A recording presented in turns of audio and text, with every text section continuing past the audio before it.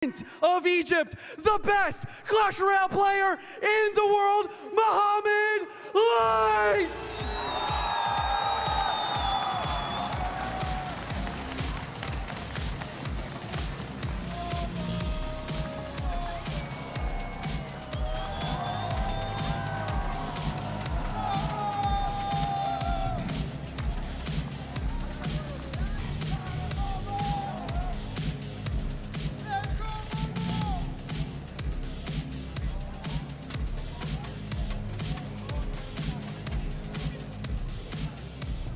And his opponent, he knocked Igor down to the lower bracket in the first round. The best Splash Art player to ever do it, Sandbox!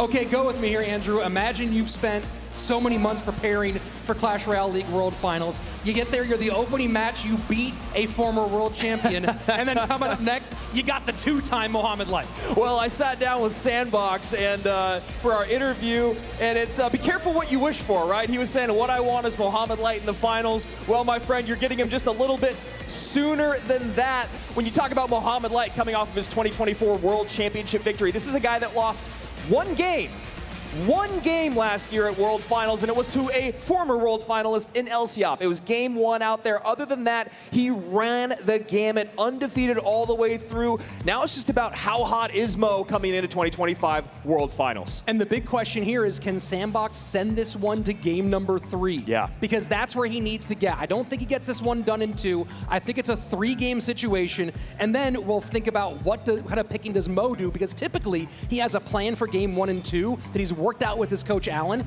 and then game number 3, he's out there flying by the seat of his pants. And you know, Mo is sitting out there in the crowd, watching everyone, looking at this kind of competitive meta unfold. We've already seen a good amount of Royal Giant. We have seen a lot of Royal Ghost Evo, no surprise there. A decent amount of Mortar. There's been some minor controls, so I'm curious to see what the Pharaoh wants to come out with to start his campaign off here in 2025. As you can see, there's only 2 people in the world that have ever been 2-time champions. They've been trading off for the last 4 years, which is absolutely incredible when you talk about 4 titles and 2 players. Sandbox has a lot on his plate. Sure he does, but of course, he's already gotten past that first one. Here's the hard part about coming from that first round, is you then go to the second round of the upper bracket, and if you lose there, it's almost the same as if you lost in the first time. You go back down to the elimination bracket. So you got to imagine, of course, that nerves is a thing he wants to hold on to here. And let's see what you guys think about this upcoming one.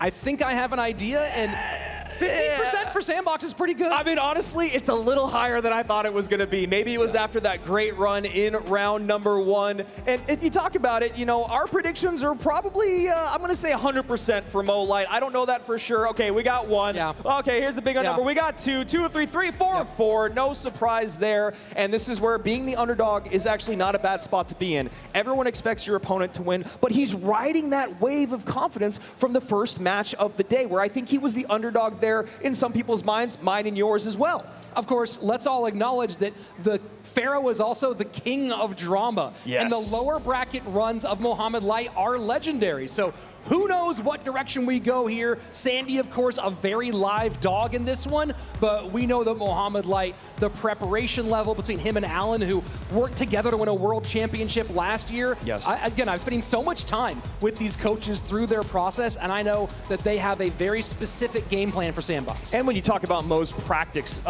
schedule, his work ethic, you know, we got in on just a few days ago, Tuesday, and we got there. Mo was in the players' practice room for 3 to 4 hours by himself, just grinding. Better Ethernet in there, he said. And he's just in there by himself, just putting in the work that you have to do if you want to be and maintain being the greatest of all time. And that's the truth. Every time you and I have walked into that practice room, he's there. He's there. And now he's here.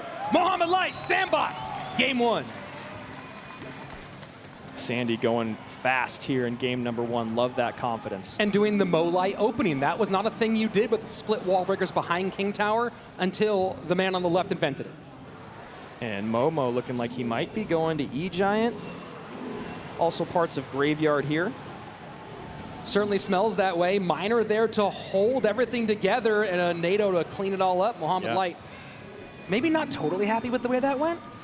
Either that or he was like, that is exactly what was supposed to happen. I'm in my zone right now. Cleans it all up. Baby Dragon gets on top of tower. He's got the lead early here in a match where your opponent is the one looking for more damage in single elixir. First minute away. Sandbox opting not to eat that one. Had the skellies ready. And I love that we're seeing Sandbox confident playing bait or playing a cycle deck against Mohamed Light to open. I like it. I mean, we've talked about outplayability for years now. Give yourself a chance. The other part of that, though, is when you have a deck that moves a lot faster, when you have cards that are a lot cheaper, if you make a mistake, it's very, very costly and hard to bounce back from. And Mohamed just slowing things all the way down. Sandbox making sure he's not going to give away that King Tower activation. NATO was completely out of the meta for quite some time, just came back in a couple months ago. That nerf was brutal, but now the coupling of units on the board and what's actually working in the meta as we're seeing right now with Baby Dragon, that was not exactly what Mo wanted. Baby Dragon still should get one little burp on tower. Plenty for the Evo Ghost. Bowler picks up high. Wall breakers don't get touched by the bowler, and that forces out the hut. And Minions doing some work here. Evo Knight, though, should be able to clean most up. Man, that Royal Ghost just does so much damage. And as we saw in that last matchup, as actually we've seen all day, you never want to let that Royal Ghost go invisible again. This time switching sides. Miner to the back for Sandbox. And there's the E-Giant. E-Giant's not going to touch the breakers, though. NATO for King Tower activation. Cannon going right into a Baby Dragon, though. That is not what Sandbox wants. And Minions putting in work. That range buff so effective against the E-Giant when before it was completely useless to play Minions on top of an E-Giant. Or near it, I should say. And at the moment, as we are getting into sudden death overtime, it is Sandbox with this critical game 1 lead, 17-31 to 23-13, but we've seen this song play out before. Yep. Sandbox playing cycle, we're in double, we're getting closer to triple against E-Giant. Well, what's really important for Sandbox is he's got to keep up the dual lane pressure. As you can see, and as you all know, when you're playing against E-Giant, the last thing you want is that perfect push to come together. And the best way to do that when you have a deck like Sandbox's, rely on your opposite lane pressure, rely on your cannons, your high DPS units, and just control the board, control the pace. Bar barrels have been really nice for Sandbox so far. Mo sets up Bowler one more time to the left. Baby Dragon has to get kited by that Miner. Minions come down. Minions going to get cleaned up for the most part with that Baby Dragon shot. And Evo Miner in front. There you go. An odd high cannon there. You think that's going to be sniped off the board. And Mo can see a big opening. Second cannon to pull. Not enough for Lightning. The double bowlers on the board. Cleaning up that Royal Ghost. Now we got the lineup. Bowler very healthy. And what a save. What a bar barrel. You are so right, Rich. Good damage on the right-hand side, though. Tower's basically even all across the board. Sandbox in the lead with 1584 being the lowest tower on Mo's side. Mohamed changes lanes, goes to his strong side with the E-Giant. 40 seconds-ish remaining. Rich, for how insane of a matchup this is, this room, you could hear a pin drop right now. I mean, it's absolutely silent. Damage continues to stack up for Sandbox. Now E-Giants in both lanes. 30 seconds remaining. Sandbox is going to have to play the best defense of his life. Baby Dragon there. Lightning comes in to clean things up. Second cannon comes down. 1391. Lightning wanted to predict. Oh, the bowler lines up. The overwhelm. Mohamed Light endures. All it takes is one. Yep. That is the thing when you play decks like Sandbox. We talked about it at the top of the day. It's great to be able to control the pace, to set the tempo, to get that early damage in, but you need to be perfect defensively throughout. And Mohamed Light saw exactly what he needed to do, didn't let the time get to him, knowing he still had more than enough time. When you see 1 minute remaining and you're running that heavy of a deck, that means that's your best minute of those 5. Yeah, and that, you saw there at the end just the downhill, and when the Lightning didn't get on the cannon up high for a second, I thought maybe Sandbox's gambit had worked there and Mo had fallen apart, but again, you also have that cannon just getting absolutely evaporated by the troops on the board, and now that 3 elixir that didn't suck out 6 for that purpose. And it's so hard. You saw Sandbox trying to place those cannons up high to avoid giving lightning value, but the problem is you've got a baby dragon right there. You've got so many ways to get on top of that cannon. Sandbox is trying to figure out, how do I defend this? Where do I play my buildings? Where do I play my units? I can't play the building in lightning range. I can't play the the units within bowler range to line up on top of tower, and I need to keep this all away from the E-Giant. I love this for game 1 for Mo. And now when we look at what Sandbox doing in game 2 and game 3, and this is the dangerous thing that Game Saver, as a coach, has worked on with his players, coaching both Vitor and Sandbox, and that's the single card swaps, right? So you see Barb Barrel out, normally you think Graveyard not possible, that Snowball in is a Game Saver type of move. I don't know if we'll see that here in game 2, but keep an eye if we go to game 3 for that kind of little bit of trickeration being a possibility. Yeah, and one thing I really don't want to see from Sandbox is him going back to Royal Giant. I just don't want to see it here in game number 2. Mo and Alan, they work very, very well together. They never lean on beating a one trick, but they like to cover their bases. And that's one of those bases you really have to think about first and foremost. Well, of course, they are in the mix right now, not able to work with their coaches. 2 of the guys who've done very well, of course, Alan working with Mo last year for a World Championship.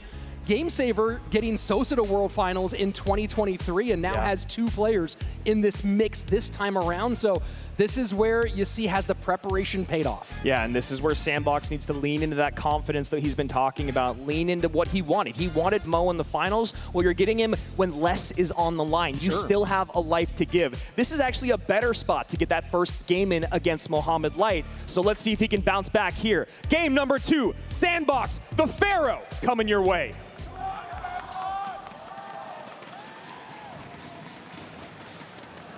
NATO out for Mo. Sandbox already played Miner. Let's see if he goes something else that would have kind of that NATO gone value.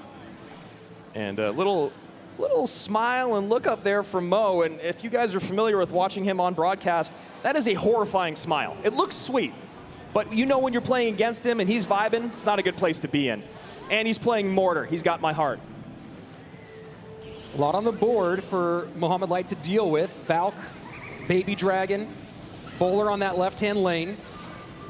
And that Ewiz is such an interesting pick. The stun ability is going to be very, very impactful throughout this matchup, and I think Mo's feeling good about what's happening.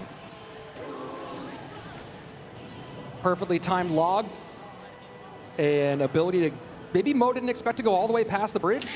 But that Bomber just walks off into no man's land. Cannoneer going to clean things up, and that Boss Bandit putting in some nice work. Going to be a good King Tower activation here from Sandy. You see the little nod from both, the happy version from Sandbox, the slightly frustrated version from Mohamed. And that's what Sandbox got to do. You spent your 10,000 hours playing this game. Make the interactions that you know, take the wins where you can get them, stay in it. First 90 seconds away. So far, a little bit of chip damage on the right-hand side. Cannoneer for Mohamed Light, so it doesn't have the lead despite the damage so far. And Berserker, such a great card in the game. So strong defensively, has enough HP to kite units like this Baby Dragon away. Mo's happy to take that fireball damage, and now we've seen the full deck come together here for Mohamed Light. And very interesting, kind of this Mortar spammy combination. Dash 2 gets on the Valk. Yeah, it's so interesting. You can get the Boss Bandit to come in and create space, get some damage in, and right there, huge damage. Boy. And that's exactly what I was just about to talk about. As soon as it starts, it's over. 204 remains. He's got Fireball. He's got Log. And if anyone can defend for 40 seconds, it's Mohamed Light. Yeah, trying to break through against a Mortar on top of all that. The E-Wiz for the stun. And you kind of think you see Sandbox recognizing that, as we talked about, going from preparing for Igor to, oh my, I have to face Mohamed. And he's going to take that fireball damage right there. Evo Mortar comes down, and this game happens so quickly. Obviously, not a great matchup. Mortar matches up very, very well against E-Giant. He's got the Ewas in there to stun and slow it down even more. Boss Bandit to tank on the ground. And what I was going to say about the synergy of the deck, the decksmanship, if you will, I love about it is that the Boss Bandit comes in and creates space. Then you drop the barrel behind it. Then the Boss Bandit comes back, barrel crosses the river, and they've traded places in tanking, and now the Boss Bandit's tanking once again, but it's dashing. So that synergy is absolutely insane. And Sandbox just didn't know what to do with it. And you gotta love the deck pick here in game number 2, going with a Cannoneer-based deck. Yeah. Pretty much a hard snipe on that E-Giant in game 2. And, you know, Mohamed is up there on his own making that pick. You know they have to have those progressions ready, and they nailed it. Yeah, I am so excited to hear what he has to say. Juicy, what does the GOAT have to tell us here in the audience? Mo, what a fantastic first performance. Once again, I just want to ask you, how are you feeling after the first game? And do you have any nerves, anything like that? To be honest, after I saw the stage for the first time, I knew like, you know, it was not that good. So I wouldn't have nerves from it because this crowd is right in front of me. Right, yeah, awesome. Do you have anything you want to say to all of the people cheering for you, any fans in the crowd? Thank you everyone for supporting me, and big shout out to Alan. Where is he? Shout out to Alan. There he is over there. Just give it up for Mo, guys. There's nothing else to say. He's the GOAT. You know, the great thing about Alan is if you can't find him, you can always hear him at World Finals. Yeah, that's very true. Just here for the guy yelling his head off. Both Mo's biggest fan, or maybe second biggest fan after his mom, who's here, of course, but also definitely excited every time Mo takes one step closer to that 200,000.